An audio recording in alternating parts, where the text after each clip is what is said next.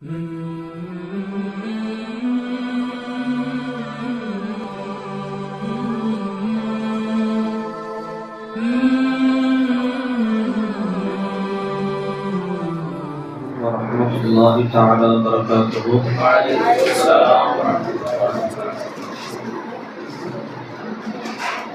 بالله من الشيطان الرجيم. بسم الله الرحمن الرحيم.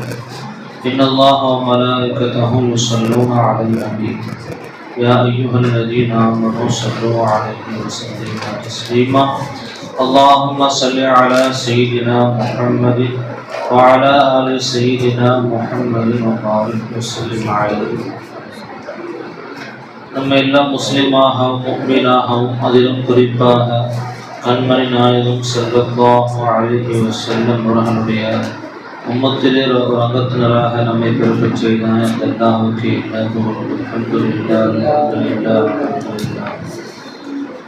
மேலும் காமிலான ஷேகுமார்களுடைய கரங்களை பற்றி பிடித்து அவர்களுடைய நஸரிய முபாரக்கிலே நம்மை எல்லாம் வாழ வைத்துக் கொண்டிருக்கிறானே அந்த அல்லாஹ்வுக்கு எல்லா புகழும். அல்ஹம்துலில்லாஹ் அல்ஹம்துலில்லாஹ் அல்ஹம்துலில்லாஹ்.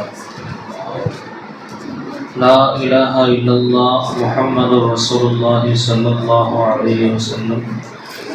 வணக்கத்திற்கு தகுதியானவன் அல்லாஹு தஆலாவை தவிர வேறு யாரும் இல்லை. அதற்கு ஒரே காரணம், சகல கோடி சிருஷ்டிகளின் சகல கோடி தேவைகளையும் சதாவும் அந்த வஸ்துவில் ஐனாக இருந்து அந்த தேவையை பூர்த்தி செய்பவன் யாருமே இல்லை. நாயகம் ஸல்லல்லாஹு அலைஹி வஸல்லம் அவர்கள் அல்லாஹ்வுடைய திருத்தூதராக இருக்கிறார்கள்.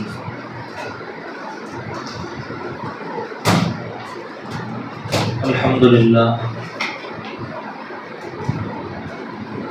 மற்ற மதரசாக்களிலே இதே சமயத்தில் ஏதாவது ஒரு பாடம் நடத்தப்பட்டிருக்கும், நடத்தி கொண்டிருக்கப்பட்டிருக்கும். ஆனால் நம்முடைய மதரசாவில் கொஞ்சம் வித்தியாசமாக நசீஹத், கலிமாவை பற்றியும் ஒழுக்கத்தை பற்றியும் ஒரு முரீது ஷேகுக்கு எவ்வளவு கண்ணியம் தர வேண்டும், ஒரு மாணவன் ஆசிரியருக்கு எவ்வளவு மரியாதை தர வேண்டும் என்பதை பற்றி அறிவித்துக் கொடுப்பதற்காக வேண்டியே வாரத்திற்கு ஒரு முறை இது போன்ற ஒரு நிகழ்வை இந்த மதரசா ஏற்படுத்தியிருக்கிறது. முன்னாடி சொன்னாங்கல்ல, அந்த நோக்கத்திற்காக வேண்டிதான் இந்த ஏற்பாடு. எவ்வளவு கற்றுக்கொண்டாலும் அந்த இல்மை கொண்டு உன்னுடைய வாழ்க்கை செழிப்படையுமா என்று பார்த்தால் அது சந்தேகம்தான். ஆனால் உன்னுடைய உஸ்தாதிற்கு, உன்னுடைய ஷேகிற்கு நீ அதவாக இருந்தாய், ஒழுக்கமாக இருந்தாய் என்று சொன்னால் அதை கொண்டு அல்லாஹ் தஆலா உன்னுடைய வாழ்க்கையை உயர்த்தி விடுவான். இன்றும் கூட தமிழக அளவிலே மிகவும் பிரபலியமாக இருக்கக்கூடிய உலமாக்கள் என்ன சொல்வார்கள் என்று பார்த்தால், என்னுடைய கடின உழைப்பின் காரணமாக, என்னுடைய திறமையின் காரணமாக நான் இந்த இடத்தை அடைந்து விட்டேன் என்று சொல்ல மாட்டேன். யாரை கூப்பிட்டு கேட்டாலும் ஒழுக்கம் தான் முதல்ல.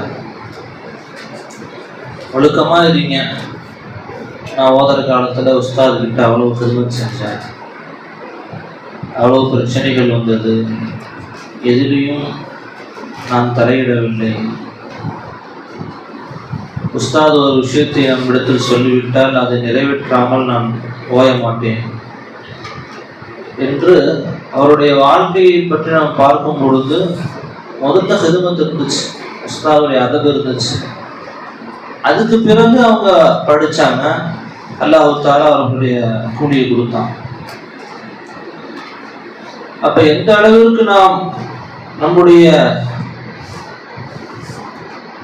உஸ்தாதிற்கும் ஷேக்கிற்கும் கண்ணியம் செலுத்துகிறோமோ, அவர்களின் மீது நாம் அன்பு வைக்கிறோமோ, அந்த அளவிற்கு அல்லாஹ் தஆலா நம்முடைய வாழ்க்கையை மென்மேலும் உயர்த்துவான். நம்முடைய வாழ்க்கை நல்லா இருக்கணும் அப்படிங்கிறதுக்காக வேண்டி உஸ்தாதை நேசிக்கூடாது. நம்ம நல்லா இருக்கணும் அதுக்காக வேண்டி உஸ்தாதை நேசிக்கிறேன் அப்படின்னு சொன்னா அதுலேயும் ஒரு சுயநலம் தான் இருக்கு, அதுல பொதுநலமே இல்லையே. அப்ப எதுக்காக வேண்டி நேசிக்கணும்? ஒரு கிதாபை உஸ்தாத் எடுக்கிறாங்க, உஸ்தாத் சொல்லி தராங்க, ஏன் அந்த உஸ்தாதை நீங்க மரியாதை செய்யுங்க, அவங்க நேசம் வைங்க அப்படின்னு சொல்றாங்க. அந்த கிதாபை சொல்லி தரதுனாலயா? உலகத்துல வேற யாராலையுமே இந்த கிதாபை சொல்லித்தர முடியாதா? அரபி தெரிஞ்ச எல்லாருமே இந்த கிதாபை படிப்பாங்க தானே. அரபிங்கிறது ஒரு சாதாரண ஒரு மொழி தானே. இங்கிலீஷ் கற்றுக் கொடுக்குறாங்க, இங்கிலீஷ்ல சாதாரண ஒரு பயாலஜி, ஜுவாலஜி இது மாதிரி ஒரு விஷயத்தை கற்றுக் கொடுக்குறாங்களே, அதுக்கு இந்த மாதிரி மரியாதை கொடுக்க சொல்லி அவங்களுடைய பாடசாலைகள்ல போதிக்கிறது இல்லை. ஆனா அரபியை மட்டும் கற்றுக் கொடுக்கறது போது அவ்வளவு அதப்பு இருக்கணும் அப்படின்னு ஏன் அவ்வளவு கட்டுப்படுத்துறாங்க, வலியுறுத்துறாங்க அப்படின்னு பார்க்கும்பொழுது, அவர்கள் வெறும் மொழியை கற்றுத்தரவில்லை. உஸ்தாதுமார்கள் வெறும் மொழியை கற்றுத்தரவில்லை. மொழியை கற்றுத்தருவதாக இருந்தால் அதற்கான மரியாதை குறைவுதான். ஆனால் அது அந்த மொழி இருக்கிறது, அது ஒரு கருவியாக இருக்கிறது. எதை அடையக்கூடிய கருவியாக இருக்கிறது? அல்லாஹ்வையும் அல்லாஹ்வுடைய ரசூலையும் அடைவதற்கான கருவியாக இந்த மொழி இருக்குது, அரபு மொழி. அதுக்கான மரியாதை தான் அவங்ககிட்ட கேட்குறாங்க. இந்த உஸ்தாதுனா அவங்க தகவல் செய்யப்பட்டவங்க, நீலாம் ரொம்ப மலிவான ஒரு வஸ்துவை செய்யப்பட்டவன், அதனால அவங்களுக்கு நீ மரியாதை செய். அப்படி கிடையாது. அவங்க கற்றுக் கொடுக்கக்கூடிய வஸ்து இருக்குதுப்பா, அந்த வஸ்து அல்லாஹ்வின் பக்கமும் ரசூலின் பக்கமும் ஒன்றை இணைத்து வைக்கக்கூடியது. அந்த இணைப்பிற்கான மரியாதை தான் ஒரு இடத்தில் கேட்கப்படுகிறது தவிர அந்த வெறும் அந்த இல்லை என்று சொன்னால் அந்த மரியாதை, அந்த மொழி அல்லாஹ்வின் பக்கமும் ரசூலின் பக்கமும் இணைக்கவில்லை என்று சொன்னால் அந்த மொழிக்கு மரியாதை கிடையாமல் போயிடும். அதனால மற்ற மொழிகளுக்கு எவ்வளவு மரியாதை கொடுப்பது கிடையாது. அப்ப நாம் இவ்வளவு ஒழுக்கம் நாம் கற்றுக்கொள்கிறோம், இவ்வளவு ஒழுக்கத்தை நாம் உஸ்தாதுமார்களுக்கு நாம் செலுத்துகிறோம் என்று சொன்னால் அதற்கு முதல் எடுத்துக்காட்டு, முதல் ஸ்டெப் என்ன அப்படின்னு பார்த்தோம் சொன்னா, அது அல்லாஹ்வின் பக்கமும் ரசூலின் பக்கமும் உன்னை சேர்க்க வேண்டும். எந்த கல்வியாக இருந்தாலும் சரி, இன்ஜினியரிங் படித்தாலும் சரி, பிகாம் எம்காம் படிக்கிற, பிபிஏ படிக்கிற, சிவில் படிக்கிற, ஏதோ படிங்க. ஆனால் அந்த கல்வி உனக்கு அல்லாஹையும் ரசூலையும் அறிமுகப்படுத்துகிறது என்று சொன்னால் அந்த கல்வி உனக்கு உயர்ந்த கல்விதான். நீ குர்ஆன் ஓதுற, ஹாஃபிஸா இருக்கிறீங்க, தஃப்சீர் ஓதுறீங்க, பைதாவி ஓதுறீங்க, புகாரி ஓதுறீங்க, மிஷ்காத் ஓதுறீங்க, அப்படின்னு பயங்கரமான கல்விகள் எல்லாம் கற்று தேர்ச்சி பெற்று இருக்கிறேன், உலகில் என்னை போன்று ஒரு இல்முதாரி கிடையாது என்று அந்த கல்வியை கொண்டு அல்லாஹ்வையும் ரசூலையும் அந்த கல்வி ஒன்றை பிரிக்கிறது என்று சொன்னால் அது எவ்வளவு பெரிய கல்வியாக இருந்தாலும் அது வீணா போன கல்விதான். நீ அல்ஃபியா ஓதனாலும் சரி, அத்துருணதா ஓதனாலும் சரி, ஹிதாயத்துன் நஹ் ஓதனாலும் சரி, அந்த கல்வி ஒன்றை அல்லாஹ்வின் பக்கம் சேர்த்து வைக்கிறது என்று சொன்னால் அது உயர்ந்த கல்வி. இல்ல உன்னை மற்றது பிரிக்குது அப்படின்னு சொன்னா அதுவும் தாழ்வான கல்விதான், அது உயர்ந்த கல்வி கிடையாது. உயர்வு என்பது வலில்லாஹில் இஸ்ஸத்து ஜமீஆ, அல்லாஹ்விடத்திலே மட்டுமே எல்லா விதமான இஸ்ஸத்தும் கண்ணியமும் இருக்கிறது என்று அல்லாஹ் சொல்றான், சதா சொல்லி வைக்கிறோம். அப்ப அல்லாஹ்வின் பக்கம் எந்த ஒரு வஸ்து உன்னை நெருக்க வைக்கிறதோ அதுதான் உயர்வானது. அதை தவிர இருக்கக்கூடிய எல்லா வஸ்துக்களுமே அது தாழ்வானது தான். கல்வியை நாம் ஏன் இவ்வளவு உயர்வுபடுத்துறோம்? அது அல்லாஹ் ரசூலின் பக்கம் நம்மை சேர்க்கக்கூடியதாக இருக்கிறது என்பதன் காரணமாகத்தான். ஆனால் தற்சமயத்தில் முற்காலத்திலே குர்ஆன் ஹதீஸை ஓதக்கூடியவர்கள் அது அல்லாஹ் ரசூலுக்காக ஓதினார்கள். தனக்கென்று ஒரு சுய லாபத்தை அவங்க பெருசா எதிர்பார்க்க மாட்டாங்க. என்னுடைய முழு நோக்கம் அல்லாஹும் ரசூலும் தான். இந்த உலகம் இருக்குது, நான் அல்லாஹ் ரசூலை தேடும் பொழுது எனக்கு தானா அது கிடைச்சிருச்சு அப்படின்னு தான் இருந்தாங்க. ஆனால் இன்றைய காலங்கள்ல ஒரு மாணவர் வராருன்னு சொன்னா அவருடைய வாழ்க்கையோட பிளானிங் எப்படி இருக்கும்?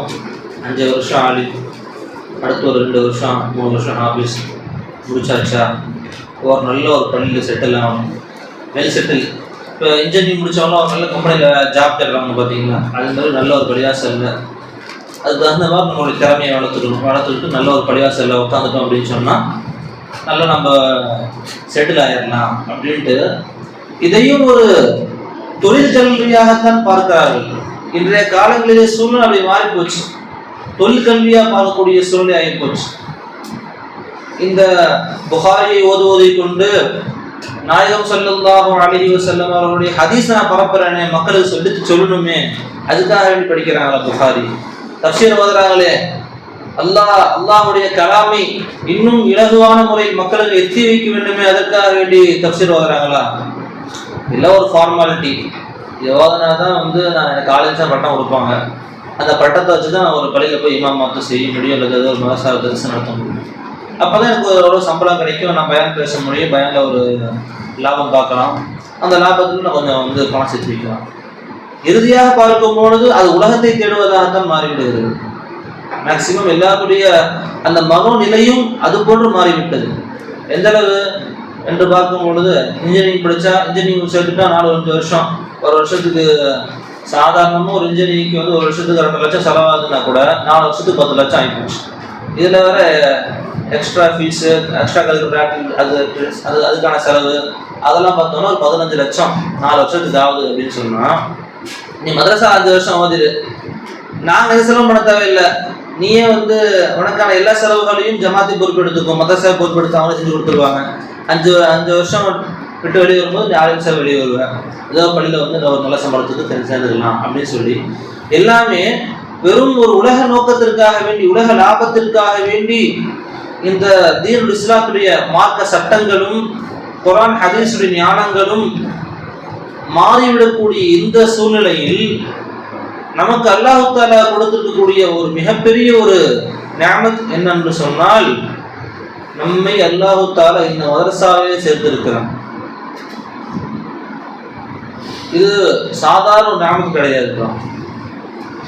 மற்ற மதரசாக்களில் வார்த்தைகளை மட்டுமே போதிக்கப்படும், அந்த வார்த்தையுடைய ஆழத்தை எந்த மதரசாக்களிலும் போதிக்கப்படாது.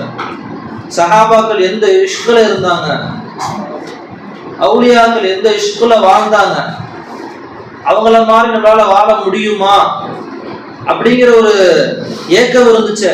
அந்த ஏக்கத்திற்கான பதில் இந்த மதரசால தான் இருக்குது, வேற எந்த மதரசால அந்த ஏக்கத்திற்கான பதில் கிடையாது. ராஜா நாயன் மாதிரி ஒரு வாழ முடியுமா அப்படின்னு கேட்டா, அந்த காலத்துல வாழ்ந்தாங்கப்பா, அவ்வளவுதான் முடிஞ்சிச்சு அப்படின்னு போயிடுவாங்க. இந்த காலத்துலயும் ராஜா நாயன் வாழ முடியுமா? வாழ முடியும், சாத்தியம் இருக்குது அப்படின்ட்டு அதுக்கான வழியையும் காட்டி கொடுத்தவர்கள் தான் நம்முடைய ஷேகுமார். அப்ப அந்த ஷேகின் மீது நாம் எவ்வளவு நேசம் வைக்க வேண்டும் அதை நல்லா யோசிக்கணும்.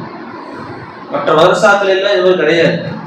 அப்ப நம்முடைய மதரசா என்பது அந்த தஸவுஃபுடைய இல்மை, குர்ஆன் ஹதீஸை எப்படி விளங்க வேண்டும், அல்லாஹ்வை நாம் எப்படி எண்ண வேண்டும், அல்லாஹ் நம்முடன் தான் இருக்கிறார் என்பதை எந்த அளவுக்கு விளங்க வேண்டும் என்பதை மிக தெளிவான ஆதாரத்துடன் குர்ஆன் ஹதீஸுடைய அடிப்படையை நமக்கு சொல்லித்தராங்க.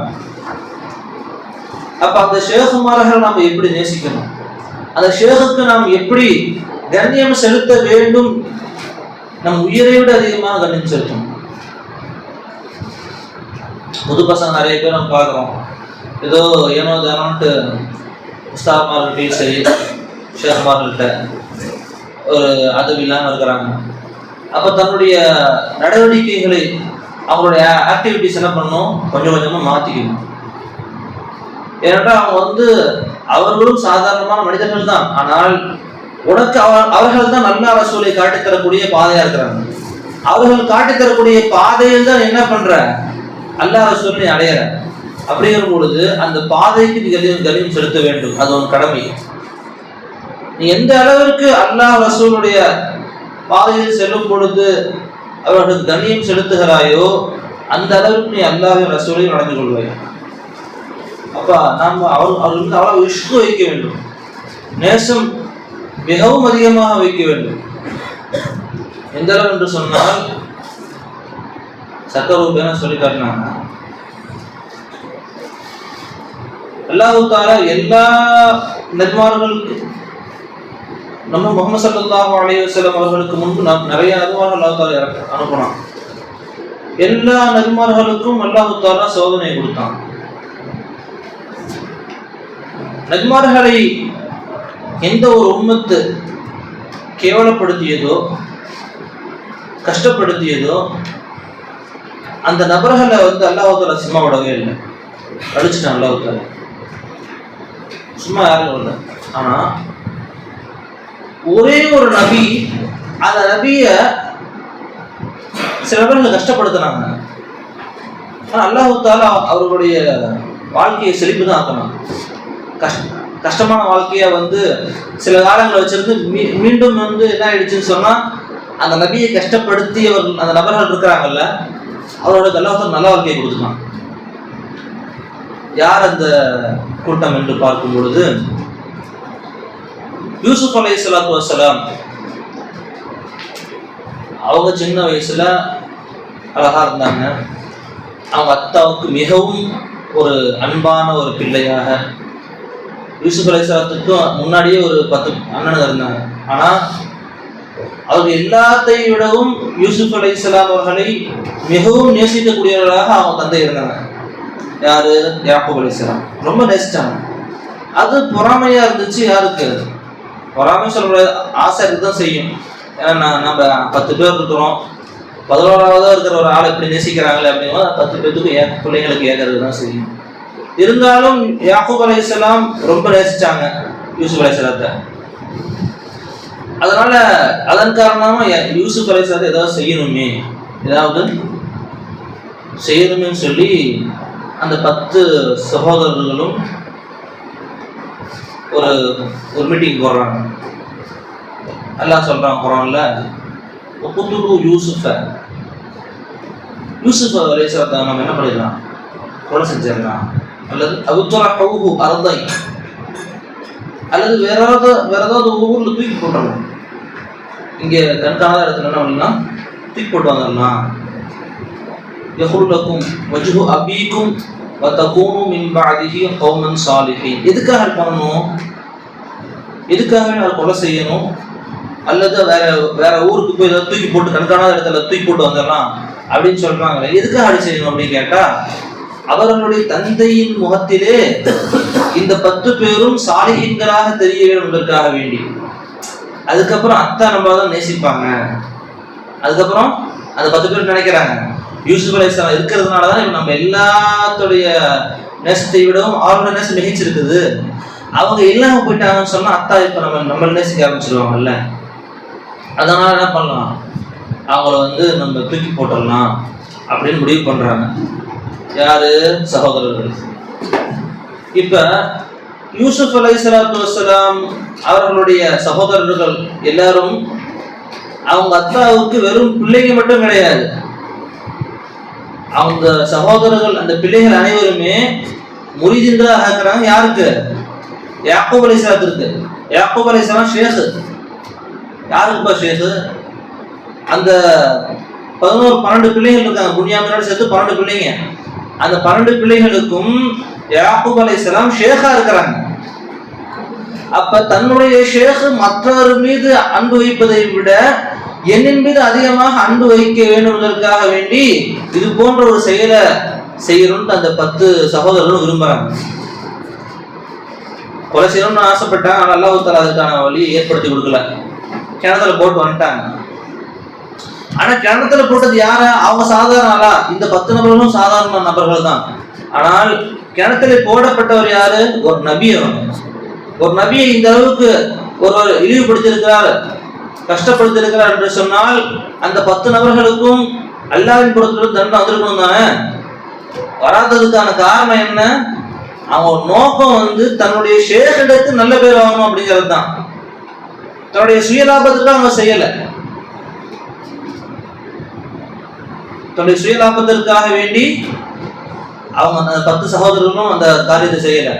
தன்னுடைய வாப்பாவாக இருக்கக்கூடிய அந்த ஷேகாக இருக்கக்கூடிய யாக்கூப் அலைஹிஸ்ஸலாம் அவர்கள் அந்த 10 நபர்களையும் அன்பு கொள்ள வேண்டும், அந்த 10 நபர்களும் அந்த யாக்கூப் அலைஹிஸ்ஸலாத்திற்கு சாலிஹான மக்களாக தெரிய வேண்டும் என்பதற்காக வேண்டிதான் யூசுப் அலைஹிஸ்ஸலாம் என்ன பண்றாங்க?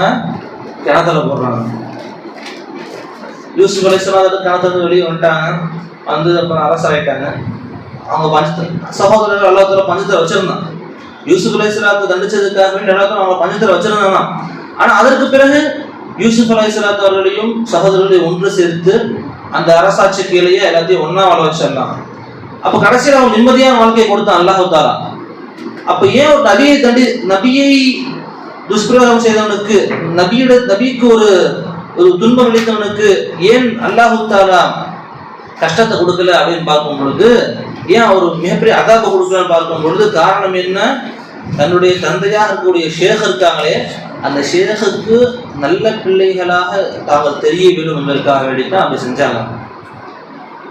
அப்ப ஷேகுடைய நேசம் எந்த அளவிற்கு ஒரு முறிதிருத்தல் இருக்க வேண்டும் என்பதை இந்த சம்பவம் நமக்கு தெரியப்படுத்துது. ஷேகுக்கு எவ்வளவு வேண்டுமானாலும் நாம் என்ன பண்ணலாம், நம்முடைய உடல் பொருள் ஆவி அனைத்தையும் நம்முடைய ஷேக்குக்காக நாம் அர்ப்பணம் செய்யலாம். காரணம் என்ன? அதை விட ஒரு சிறந்த ஒரு வஸ்துவை நமக்கு அவங்க கொடுத்துட்டாங்க. இப்ப நீ உன்னுடைய மொத்த நெட்வொர்க் எவ்வளவு பார்த்தா உனக்கு ஒரு 10 லட்சம் தான் இருக்குது மொத்த நெட்வொர்க். ஓகேவா? உன் கையில் இருக்கிறது, நீ என்னென்ன அசட்லாம் வச்சிருக்கியோ, நீ சொத்துக்கெல்லாம் வச்சிருக்கியோ, எல்லாத்தையும் கணக்கு போட்டால் 10 லட்சம் தான் வருது. ஆனால் ஒருத்தன் உனக்கு 1 கோடி ரூபாய்க்கு தங்கத்தை அவனுக்கு கொடுத்துட்டான். இப்போ நீ அவனுக்கு செட்டில்மெண்ட் திருப்பி பண்ணி ஆகணும்.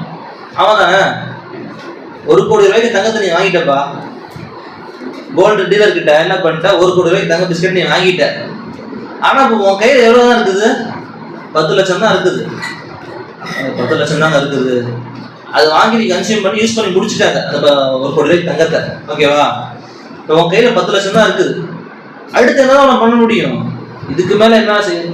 என் உடல் இருக்குது, என் உடலை எவ்வளோ பயன்படுத்திக்கிங்க, என் உயிர் இருக்குது பயன்படுத்திக்கிங்க அப்படின்னு அவனால அதிகபட்சமாக அவனால என்ன கொடுக்க முடியும் எல்லாத்தையும் கொடுக்க தான் செய்வேன்.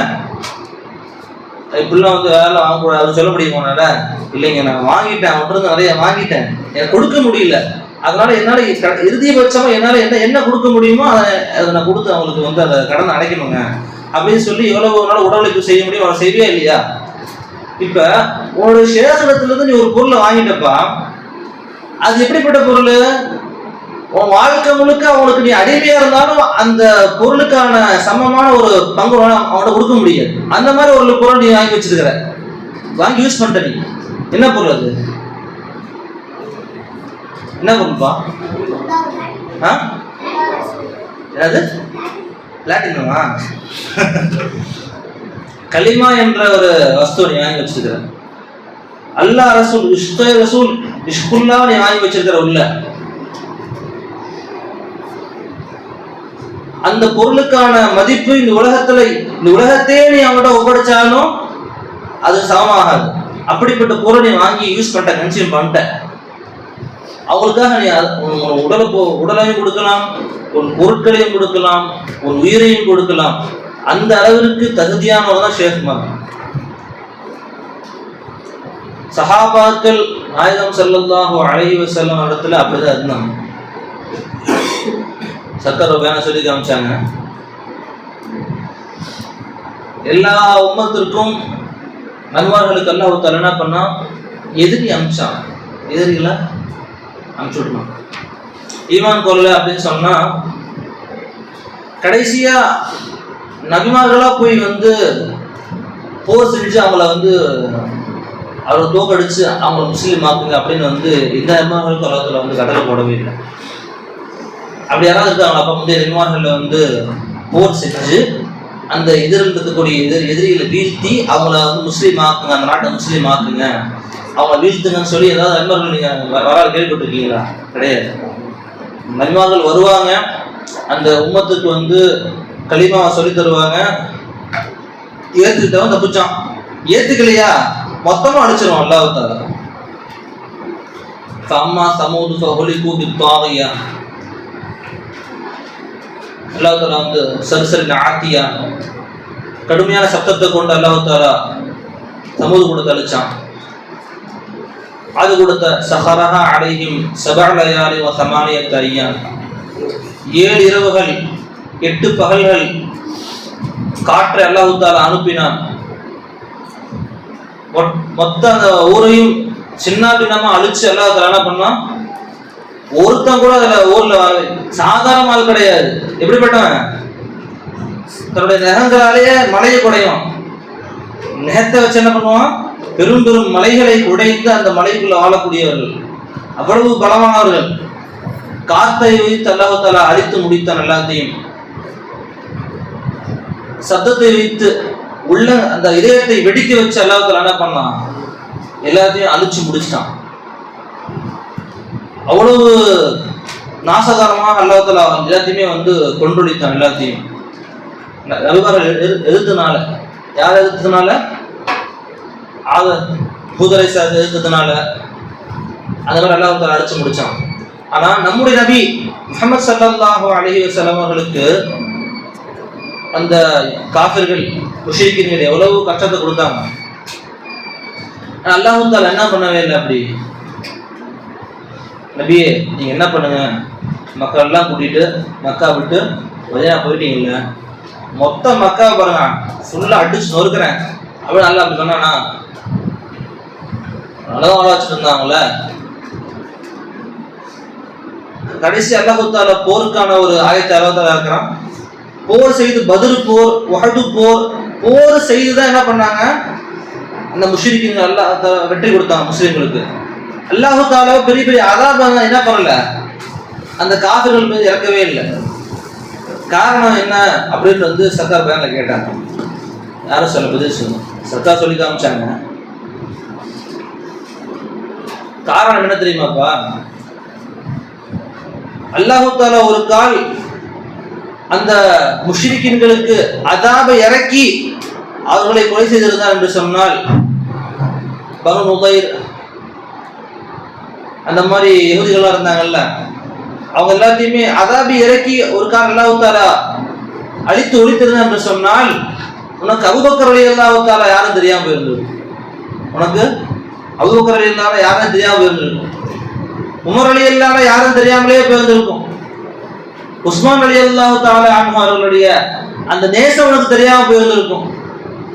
அலி ரலியல்லாஹு தஆலா அவருடைய அந்த வீரம், நாயகம் ஸல்லல்லாஹு அலைஹி வஸல்லம் அவர்களுக்காக வேண்டி என்னுடைய உயிர் போனாலும் பரவாயில்ல சண்டை போட்டாங்களே, அந்த இஷ்க் உனக்கு தெரியாம போயிருந்திருக்கும். அந்த இஷ்கை காட்டுறதுக்காக வேண்டிதான் சஹாபாக்கள் நாயகம் ஸல்லல்லாஹு அலைஹி வஸல்லம் மீது எவ்வளவு அன்பு கொண்டிருந்தார்கள் என்று காட்டுவதற்காக வேண்டித்தான் இந்த நாடகத்தை அல்லாஹ் நடத்தி காட்டணும் அப்படின்ட்டு சர்க்கார் சொல்லி காட்டணும். சஹாபாக்கள் அந்த அளவிற்கு நபி ஸல்லல்லாஹு அலைஹி வஸல்லம் அவர்களின் மீது நீங்க எது வேணா சொல்லுங்க நபியை நாங்க செய்றோம், நீங்க சொல்றதுதான் எங்களுக்கு வேற வாக்கு, உங்க பேச்சுக்கு மறு பேச்சு, ஒரு மறு செயல், ஒரு மறுப்புக்கான எண்ணம் கூட எங்களுடைய கல்வி எழும்பாது. அந்த அளவுக்கு அந்த ஷேഖுடைய அந்த உத்தரவுல வந்து தன்னை கரைச்சுக்கிட்டாங்க. அப்படியே தன் வாழ்க்கையில அதை அழிச்சுக்கிட்டாங்க, அர்ப்பணம் ஆயிட்டாங்க. பத்ர் போர்ல சஹாபாக்கள் வெறும் 313 பேர், ஆனா வந்து காஃபிர்கள் 1000 பேர். மதீனால தான் நபி ஸல்லல்லாஹு அலைஹி வஸல்லம் மதீனால வந்து வந்திருக்கிறாங்க. என்ன செய்யறது, காஃபிர்கள் எதிரில் வந்து கூடாரம் போட்டு இருக்கிறாங்க, 1000 பேர் கிட்ட இருக்கிறாங்க. அவங்கள அழிச்சு ஆகணும்னாங்க. என்ன செய்யலாம் அப்படிங்கும்போது ஒரு முஹாஜிர் எந்திரிக்கிறாங்க. எந்திரிச்சு, யா ரசூலல்லாஹ், முன்வச்சக்கால பெண்ணிக்க கூடாது, ரெண்டுல ஒண்ணு பார்த்தே தீரணும், கண்டனம் வெட்டி போடல எல்லாத்தையும், வாங்க ரசூலா கூட நான் இருக்கிறோம். அப்படியாப்பா, சரி உட்காருங்க. வேற யாராவது ஏதாவது விருப்பம் தெரிவிக்கிறீங்களா? யாருக்காவது கருத்து இருக்குதா? இன்னொரு முஹாஜிர் எந்திரிக்கிறாங்க. யா ரசூலல்லாஹ், நீங்க சொன்னதுக்கு அப்புறம் என்ன வந்து நின்றாச்சு இல்ல, பார்த்தோம் ஒரு கை அப்படிங்கிறாங்க. சரி இப்போ உட்காரு. வேற யாராவது ஏதாவது விருப்பம் தெரிவிக்கிறீங்களா? திரும்பி கேட்குறாங்க. காரணம் ஏன் கேட்குறாங்க? இது கேட்டுட்டு மதீனாவாசிகளும் புரிஞ்சிச்சு, ரசூல் ஸல்லல்லாஹு அலைஹி வஸல்லம் நம்மள்ட்ட அதை எதிர்பார்க்குறாங்க. ஏன்னா மதீனாவாசிகள், இப்போ மக்காவாசிகள் நிறைய போர் செஞ்சு பழக்கம் இருக்குது, அவங்க எதுக்கு எடுத்தாலும் போர் செய்கிறது தான் அவங்க வேலையே. ஆனால் மதீனாவாசிகள் அப்படி கிடையாது, அவங்க வந்து விவசாயிங்க, சாதாரண விவசாயிகள், அவங்களும் போர் செஞ்சு பழக்கம் கிடையாது. ரெண்டாவது, ரசூல் ஸல்லல்லாஹு அலைஹி வஸல்லம் தங்கிறது தான் இங்கே வந்திருக்கிறாங்க. திடீர்னு போர் கூப்பிட்டு என்னோட சண்டை போட வைக்கிறாங்களே அப்படின்னு தோணுமா இல்லையா? இப்போ ரசூல் ஸல்லல்லாஹு அலைஹி வஸல்லம் அது என்னமா இருக்குது, என்ன இது, மதீனாவாசிகளுக்கு அவங்களுடைய நிலைமை எப்படி இருக்குன்னு தெரியலையே, அவங்க இதுக்கு எப்படி வந்து சமாளிப்பாங்க, அவங்களுடைய ஆதரவு தேவைப்படுது, அவங்க எப்படி, அவங்களோட மனநிலை எப்படி இருக்குன்னு தெரியல அப்படின்னு வந்து ரசூல் ஸல்லல்லாஹு அலைஹி வஸல்லம் அவங்க மனம் என்ன ஓட்டு ஓடி கொண்டிருக்கிறது. அப்போ மதீனத்து வாசிகளுடைய தலைவர் எந்திரிக்கிறாங்க, ஒரு சஹாபி எந்திரிக்கிறாங்க. யா ரசூலல்லாஹ், நீங்கள் கடலிலே போய் குதிக்க சொல்லி எங்களுடைய உயிரை மாய்த்து கொள்ள சொன்னாலும் நாங்கள் அதை செய்வதற்கு ஆயத்தமாக தயாராகத்தான் இருக்கிறோம். நீங்க எது சொன்னாலும் அதை நாங்கள் செய்வதற்கு தயாராக தான் இருக்கிறோம். மதீனாவாசிகளுடைய மொத்த ஒத்துழைப்பும் உங்களுக்கு இருக்கு யா ரசூலல்லாஹ் அப்படின்னு சொல்லி அந்த சஹாபி சொல்றாங்க. சொன்னதை ரசூல் ஸல்லல்லாஹு ரொம்ப சந்தோஷப்படுறாங்க. இதுதான் எதிர்பார்த்தேன் அப்படின்னு. அதுக்கப்புறம் தான் அந்த பத்ர் போரே வந்து நடக்க ஆரம்பிக்குது.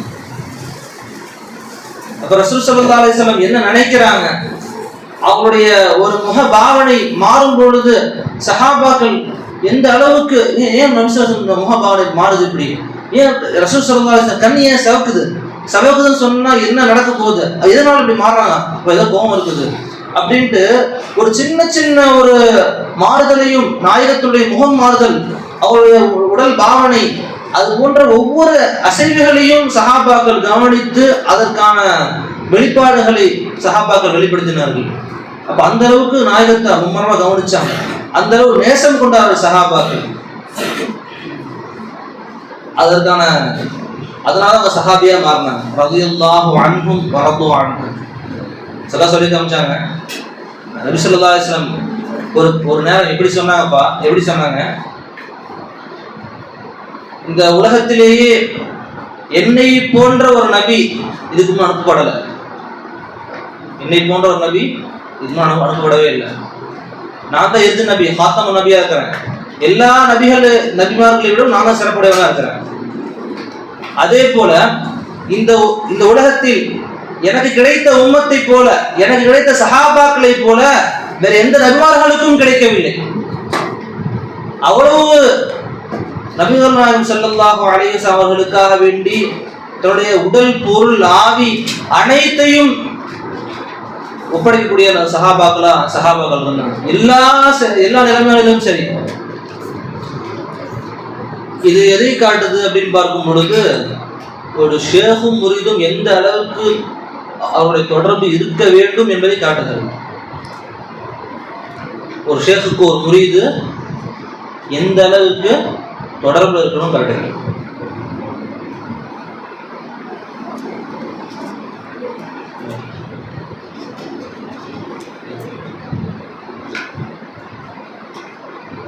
எந்த அளவுக்கு இஷ்கு வருதோ அந்த அளவுக்கு உனக்கு அல்லாஹ் தஆலா எல்லாத்தையும் கொடுத்துருவாங்கப்பா. ஷைத்தானை பத்தி சொல்லும் பொழுது சில பெரியார்கள் இப்படி சொல்லுவாங்க, ஷைத்தானத்துல 3 ஐன் இருந்துச்சு, ஒரு ஐன் இல்லை அப்படின்வாங்க. ஷைத்தானத்துல இல்மு இருந்துச்சு, அதிகமான இல்மு அல்லாஹ் கொடுத்துருந்தான். இபாதத் இருந்துச்சு, இன்னும் சொல்லப்போனால் இர்ஃபானும் இருந்துச்சு. நீதானே வழிகெடுத்த சொன்னார்ல ஷைத்தான், அப்படிதான் சொன்னா, நீதானே வழிகெடுத்த அப்படி சொன்னா. அப்ப என்ன பண்ண இல்ல, இஷ்கு இல்ல, இஷ்கெல்லாம் போனதுனால அவன் ஷைத்தான மாறிட்டான் அப்படின்னு சொல்லி பெரியவர்கள் சொல்லி காட்டுவாங்க. அதனால நிறைய வந்துருச்சு, நிறைய தெரிஞ்சுக்கிட்டேன், நல்லா பயான் பேசுறேன், அதனால நான் எனக்கும் கொம்பு முளைச்சிருச்சு, வால் முளைச்சிருச்சு அப்படின்னு சொல்லி நம்முடைய ஷேக்கிடத்திலோ, ஷேக் யாரை கணியப்படுத்த சொன்னார்களோ அவர்களிடத்திலோ நாம் மரியாதை குறைவு ஏற்படுத்தினோம் என்று சொன்னால் அல்லாஹு தஆலா அதற்கான தக்க ஒரு சன்மானத்தை உலகிலேயும் கொடுப்பான், மறுமையிலும் கொடுப்பான். எனவே ஷேக்கையும், ஷேக் யார் நேசிக்க சொன்னார்களோ அவர்களையும், ஷேக்கை யார் நேசிக்கிறார்களோ அவர்களையும் நேசித்து வாழக்கூடிய பாக்கியத்தை அல்லாஹு தஆலா நம் அனைவருக்கும் தந்தருள் புரிவானாக. வாஹிரு தஅவானா அல்ஹம்துலில்லாஹி ரப்பில் ஆலமீன். அஸ்ஸலாமு அலைக்கும் வரஹ்மத்துல்லாஹி வபரகாத்துஹு.